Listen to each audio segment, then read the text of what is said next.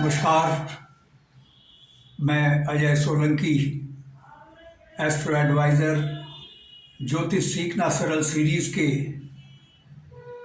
8वें episode में आपका पुनः हार्दिक अभिनंदन स्वागत करता हूं। आज के एपिसोड में मैं आपको जानकारी दूंगा कि जातक जातिका की कुंडली कैसे बनाई जाती है और कुंडली के जो 12 भाव होते हैं 1, 2, 3, 4, 5, 6, 7, 8, 9, 10, 11, 12, इन 12 भावों से आप जातक जातिका के विषय में क्या क्या जान सकते हैं। मित्रों, कुंडली बनाने के लिए सबसे पहले आवश्यकता होती है जातक जातिका का जन्म स्थान, जन्म समय और जन्म तिथि। इन तीनों की ठीक जानकारी होना बहुत आवश्यक है। जितनी ठीक डेट ऑफ बर्थ पर टाइम बर्थ प्लेस होगा, एक्यूरेट होगा जितना, उतना ही जातक और जातिका की लग्न कुंडली सटीक बिल्कुल एक्यूरेट बनेगी। जातक जातिका की कुंडली बनाने के लिए मेरा सुझाव है कि चूँकि टेक्नोलॉजी बहुत एडवांस हो चुकी है, इसलिए एडवांस टेक्नोलॉजी का लाभ उठाते हुए आप कंप्यूटर की सहायता कुंडली बनाने के लिए लें। कंप्यूटर से कुंडली बनाना बहुत ही सरल है। जो परंपरागत तरीका है वो जटिल तो है ही है, उसमें गणना की बहुत आवश्यकता होती है और गणना में क्लरिकल मिस्टेक अक्सर हो जाती है, जिससे कुंडली गलत बन जाती है। परंपरागत तरीके से यानी मैनुअल तरीके से बनाई गई कुंडली और कंप्यूटराइज तरीके से बनाई गई कुंडली में कोई अंतर नहीं है, दोनों एक जैसी है। तो क्यों ना कंप्यूटर की सहायता से आप कुंडली बनाएं। कंप्यूटर से कुंडली बनाने के लिए आप कुंडली ऐप डाउनलोड करें। उस ऐप में जातक जातिका की जन्म तिथि, जन्म स्थान, जन्म समय को फीड करें तो जातक जातिका की लग्न कुंडली के साथ नवमांश कुंडली और भी संबंधित कुंडलियां बन जाएंगी। तो यह तरीका बहुत आसान है। तो ये आपको मैंने कुंडली बनाने का तरीका बताया है। आप मैनुअल कुंडली बनाने के चक्कर में ना पड़ें, वो जटिल प्रक्रिया है, उसमें काफ़ी लंबी चौड़ी गणना की आवश्यकता होती है। तो आइए अब कुंडली के 12 भाव के विषय में हम जानेंगे। कुंडली में 12 भाव होते हैं। प्रथम भाव, द्वितीय भाव, तृतीय भाव, चतुर्थ भाव, ये 5वां खाना पंचम भाव, छठा खाना षष्ठम भाव, 7वां खाना सप्तम भाव, 8वां खाना अष्टम, 9वां खाना नवम भाव, 10वां खाना दशम भाव, 11वां खाना एकादश भाव और 12वां खाना द्वादश भाव कहलाता है। यानी इन भाव को हाउस भी कह सकते हैं अंग्रेजी में। प्रथम भाव लग्न कहलाता है। लग्न कहलाता है। इस भाव में जो राशि होगी वो लग्न राशि कहलाएगी। भाव का क्रम कभी चेंज नहीं होगा, भाव का क्रम यही रहेगा। भाव इसी क्रम में कुंडली में रहेंगे। इसी प्रकार से राशियों का क्रम भी चेंज नहीं होगा। हाँ, राशि जैसे मेष राशि है वो प्रथम भाव में भी हो सकती है किसी जातक की कुंडली में, किसी जातक की कुंडली में वे द्वितीय भाव में भी हो सकती है, तृतीय भाव में भी हो सकती है, चतुर्थ भाव में भी हो सकती है। प्रथम भाव में जो राशि होगी वो लग्न राशि कहलाएगी। और मैंने इससे पूर्व के एपिसोड में आपको बताया था कि राशियों के स्वामी कौन ग्रह होते हैं। आप पूर्व का एपिसोड को रेफर कर सकते हैं। प्रथम भाव में जो राशि होगी उसका जो स्वामी है वो लग्न स्वामी कहलाएगा। वो इस पूरे लग्न का किंग यानी राजा कहलाएगा, स्वामी कहलाएगा। और राशि क्या होगी? मान लिया लग्न राशि तो हो गई, मान लिया इसमें मीन राशि बैठी है प्रथम भाव में, मीन राशि के स्वामी होते हैं, जैसा कि मैंने आपको पूर्व के एपिसोड में बताया था, बृहस्पति देव होते हैं। तो बृहस्पति देव लग्न स्वामी कहलाएंगे। इस प्रकार से यदि यहाँ पे मेष राशि हुई, मेष राशि के स्वामी मैंने पूर्व के एपिसोड में बताया था कि मंगल ग्रह होते हैं। तो इस केस में लग्न कुंडली स्वामी मंगल ग्रह कहलाएंगे, मंगल देव कहलाएंगे। अब राशि क्या होती है, जैसे कौन सी राशि है, तुला राशि है जातक की या मेष राशि है, कौन सी राशि है। चंद्रदेव जिस राशि में बैठते हैं वो राशि जातक की राशि कहलाएगी। अगर चंद्रदेव तुला राशि में बैठेंगे, फर्ज किया मान लो 10वें भाव में तुला राशि है और यहीं 10वें भाव में चंद्रदेव हैं, तो जातक की राशि तुला होगी। अगर चंद्रदेव चतुर्थ भाव में हैं और चतुर्थ भाव में वृषभ राशि है, तो जातक की राशि तुला, वृषभ भी तुला राशि होती है। मान लीजिए मिथुन राशि है या मान लीजिए वृश्चिक राशि है, वृश्चिक राशि चतुर्थ भाव में है, तो और चंद्रदेव बैठे हैं वृश्चिक राशि में, यानी जहाँ चंद्रदेव बैठेंगे वो राशि ही वृश्चिक राशि जातक की राशि कहलाएगी। तो दोबारा सुन लीजिए, चंद्रदेव जिस राशि में बैठेंगे वही राशि जातक की कहलाएगी। और प्रथम भाव में जो राशि होगी वो लग्न राशि कहलाएगी। और प्रथम भाव की राशि के जो स्वामी ग्रह होंगे वो कहलाएंगे लग्न स्वामी, चाहे स्वामी ग्रह किसी भी भाव में बैठे हों। आइए अब हम 12 भाव के विषय में जानते हैं। प्रथम भाव जातक या जाति का स्वयं होते हैं। प्रथम भाव जातक के व्यक्तित्व, उसका रंग रूप, उसका कॉम्प्लेक्शन, उसका झुकाव, उसकी प्रवृत्ति, उसका स्वभाव उग्र है या विनम्र है या मिलनसार है, उसका कद काठी क्या है, ये आप जातक की लग्न कुंडली के प्रथम भाव से जान सकते हैं। कैसे जानेंगे ये मैं अगले एपिसोड में बताऊंगा आपको, इस पर विस्तृत चर्चा करूंगा। कैसे पहचानेंगे कि प्रथम भाव से जातक का रंग रूप क्या है, व्यक्तित्व कैसा है, ये अगले एपिसोड में मैं आपको बताऊंगा। इस एपिसोड में आपको 12 भाव क्या क्या जानकारी देते हैं जातक जातिका के विषय में, ये मैं बताऊंगा, ये बता रहा हूँ मैं। द्वितीय भाव जो कि जातक का परिवार और समाज कहलाता है, ये द्वितीय भाव धन भाव भी कहलाता है। इस भाव से आप जान सकते हैं जातक जातिका के पास कितनी एफडी है, कितनी सेविंग है, बचत है, और उसकी वाणी कैसी है, ये द्वितीय भाव से आप जान सकते हैं। तृतीय भाव पराक्रम पुरुषार्थ का भाव है। इस भाव से आप जान सकते हैं जातक जातिका मेहनती है, परिश्रमी है या आलसी है, साहसी है या डरपोक है। और ये भाव छोटी मोटी यात्राओं का, छोटी मोटी बीमारियों का भी भाव है, इसलिए इसको अशुभ भाव कहा गया है। ये भाव परिश्रम कराता है, पुरुषार्थ का भाव है।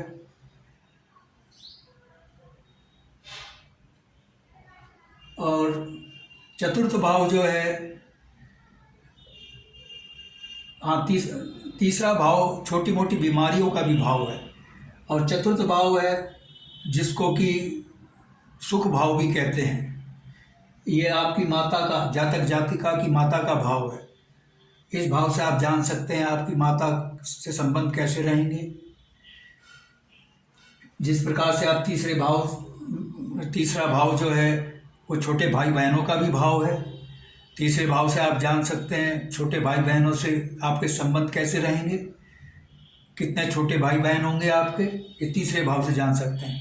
चौथे भाव से आप जान सकेंगे कि आपके माता से संबंध कैसे रहेंगे, माता का स्वास्थ्य कैसा रहेगा, माता की आयु क्या है। और ये चतुर्थ भाव चूँकि सुख भाव है, भूमि भवन वाहन का भी भाव है। आपके पास भूमि भवन वाहन होगा या नहीं होगा, भवन अगर है तो उसकी स्थिति कैसी होगी, आपका मकान कैसा होगा, आपके पास भौतिक सुख सुविधा की स्थिति कैसी रहेगी, ये आप चतुर्थ भाव से जान सकते हैं। पंचम भाव संतान का भाव है, जातक जातिका के संतान का भाव है, जातक जातिका के संतान होगी या नहीं होगी, संतान होगी तो कैसी होगी। और ये सडन गेन अकस्मात, पंचम भाव अकस्मात सडन गेन का भी भाव है, जुआ सट्टा लॉटरी से, शेयर बाजार से धन मिलेगा नहीं मिलेगा, कोई सडन गेन आपको इस प्रकार का होगा नहीं होगा। और ये भाव जो है पंचम भाव शिक्षा का भी भाव है, आपकी शिक्षा कहाँ तक होगी, आपका विवेक बुद्धि किस स्तर की है, या आप पंचम भाव से जान सकते हैं। और पांचवा भाव लव रोमांस का भी है, लव रोमांस आपका के विषय में बतलाएगा, प्राइवेट लाइफ के विषय में बतलाता है। लव रोमांस आपका लव अफेयर जो है उसके विषय में बताएगा कि लव अफेयर मैरिज में कन्वर्ट हो पाएगा नहीं हो पाएगा, वह आप पंचम भाव से जान सकते हैं। षष्ठम भाव रोग ऋण शत्रु के विषय में बताता है कि कहीं आप रोग का शिकार तो नहीं होंगे, आपकी ऋण की स्थिति कैसी होगी, कहीं ऋण जो आपने दिया है वो फंसेगा तो नहीं, या वापस हो जाएगा, या आपको कितना ऋण मिलेगा। और ये शत्रु, आपके कितने शत्रु होंगे या नहीं, शत्रु को पराजित करने की स्थिति में होंगे या नहीं होंगे आप, ये षष्ठम भाव से पता लगता है। षष्ठम भाव ये भी बताता है प्रतियोगी परीक्षा में जातक जातिका सफल होंगे या नहीं होंगे।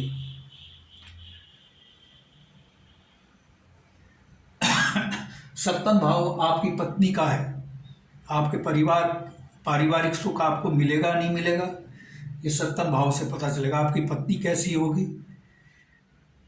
और ये साझेदारी का भी भाव है, व्यापार का भी भाव है, बिजनेस का भी भाव है। अष्टम भाव जो है ये मृत्यु का भाव है, आपकी आयु कितनी होगी, जातक जातिका की आयु कितनी होगी, मृत्यु का कारण क्या होगा। और ये भाव दुर्घटना विघ्न बाधाओं का भी भाव है कि सफलता विफलता का भाव है, या आपका अपमान विलंब निराशा हताशा पराजय चोरी डकैती से संबंधित ये अष्टम भाव है, इसीलिए ये भाव सबसे अशुभ माना गया है। नवम भाव आपका भाग्य भाव है, भाग्य कैसा होगा, भाग्य उदय कब होगा, ये नवम भाव से जान सकते हैं। ये पिता का भी भाव है, आपके पिता से संबंध कैसे होंगे हैं, ये नवम भाव से आपकी धार्मिक आस्था कैसी होगी, धर्म में विश्वास होगा या आप नास्तिक होंगे, ये नवम भाव से जान सकते हैं। दशम भाव कर्म भाव है, आपका कर्म क्षेत्र क्या होगा, कौन से कर्म क्षेत्र में आप कामयाब हो सकते हैं, ये आप दशम भाव से जान सकते हैं। आपकी पदोन्नति होगी या नहीं होगी। और ये दशम भाव जो है मुख्यमंत्री मंत्री राष्ट्रपति का भी भाव है, क्या आपका मुख्यमंत्री राष्ट्रपति या सरकार में शामिल होने की संभावना है नहीं है। पंचम भाव से भी पता लगता है कि आप अगर विधायक हैं तो मंत्री पद मिलेगा या नहीं मिलेगा। दशम भाव मैंने बताया आपको, ये भाव आकांक्षाओं सांसारिक कार्य विधियाँ, तीर्थ यात्रा, व्यवसाय बिजनेस, उच्च पद आपको मिलेगा नहीं मिलेगा, कार्य क्षेत्र में कितनी तरक्की आप करेंगे, अपने नौकरी में है या बिजनेस में, जिस कार्य क्षेत्र में है या फिल्म इंडस्ट्री में है, तो आपको कितनी उन्नति तरक्की मिलेगी, ये दशम भाव बताता है। एकादश भाव ये आपके मित्र, आपकी सोबत कैसी होगी, आपके मित्र कैसे होंगे, आपकी सोसाइटी कैसी होगी, ये 11वें भाव से पता चलता है। और ये बड़े भाई बहनों का भी भाव है, बड़े भाई का भाव है। आपके बड़े भाई कितने होंगे, बड़े भाइयों से आपका संबंध क्या होगा, कैसे होंगे, ये एकादश भाव से आपको पता चलेगा। और ये आय भाव भी है, ये बताता है कि दशम भाव में कर्म भाव है, कर्म जो आप कार्य करेंगे उससे आपको आय कितनी होगी, वो एकादश भाव से पता चलेगा। द्वादश भाव व्यय भाव है, आप कितना खर्च करेंगे, आप मित व्ययी हैं, कंजूस हैं या खर्चीले स्वभाव के हैं, ये 12 भाव से पता चलेगा, 12वें भाव से, 12th हाउस से। और ये मोक्ष का भी भाव है, मोक्ष जातक को या जातिका को मिलेगा या नहीं मिलेगा, और अस्पताल में जो व्यय है कितना होगा या नहीं होगा, ये जानकारी 12वें भाव से पता चलती है। ये विदेश यात्रा का भी भाव है, लंबी दूरी की यात्रा का भाव है, लंबी दूरी की यात्रा का भाव अष्टम भाव भी है, और छोटी मोटी यात्राओं का भाव तृतीय भाव है। जैसे मैंने अभी राजनीति के बारे में जिक्र किया था, चतुर्थ भाव जनता का भाव है। चतुर्थ भाव से आप ये भी जान सकते हैं कि जनता में आपकी स्वीकार्यता कितनी है, इस चतुर्थ भाव से पता लगेगी। आप चुनाव जीत सकते हैं नहीं जीत सकते, ये चतुर्थ भाव से पता चलता है। 12 भावों से बहुत कुछ पता चलता है। मैं आने वाले एपिसोड में समय समय पर संदर्भ के अनुसार आपको और भी जानकारी दूंगा कि ये भाव और क्या जानकारी देते हैं, क्योंकि वीडियो बहुत लंबा हो जाएगा। इसमें मैंने संक्षिप्त ब्यौरा दिया हुआ है, और भी मैंने ब्यौरा आपको मेरे इस वीडियो में मिल जाएगा, भाव से संबंधित पूरी डिटेल के साथ। आने वाले एपिसोड में मैं और भी इन भाव से संबंधित जानकारी दूंगा। अब प्रश्न उठता है कि आप कैसे ज्ञात करेंगे कि जिस जातक का लग्न, मान लिया मेष राशि है, लग्न राशि मेष है और उसके स्वामी होते हैं मंगल देव, तो कैसे जानेंगे कि जातक का व्यक्तित्व कैसा है, जातक का रंग रूप कैसा है, कॉम्प्लेक्शन कैसा है, उसका स्वभाव कैसा है, आप लग्न कुंडली से जान सकते हैं। इसके लिए आपको प्रतीक्षा करनी होगी, क्योंकि आपको अभी पहले और बेसिक जानकारी की आवश्यकता है ये सब जानने के लिए। इससे पहले मैं आपको बेसिक जानकारी और दूंगा अपने एपिसोड में, इसलिए मेरे एक के बाद एक एपिसोड देखिए। और निश्चित तौर पर अगर आपने एक के बाद एक एपिसोड देखते गए तो आप एक बहुत कामयाब सफल एस्ट्रो एडवाइज़र बनेंगे।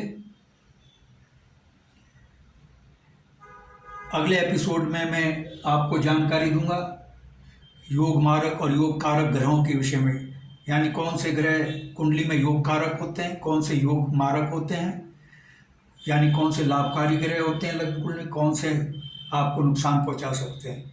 योग कारक योग मारक ग्रह के विषय में मैं अगले एपिसोड में जानकारी दूंगा। यदि आपको मेरा वीडियो पसंद आ रहा है तो इसको लाइक करें, शेयर करें, कमेंट करें, और यदि अभी आपने मेरे चैनल को सब्सक्राइब नहीं किया है तो कृपया सब्सक्राइब करें और इसको शेयर करें। सब्सक्राइब के साथ बेल आइकन दबाएं, जिससे अगला वीडियो मेरा सबसे पहले आपके पास पहुंचे।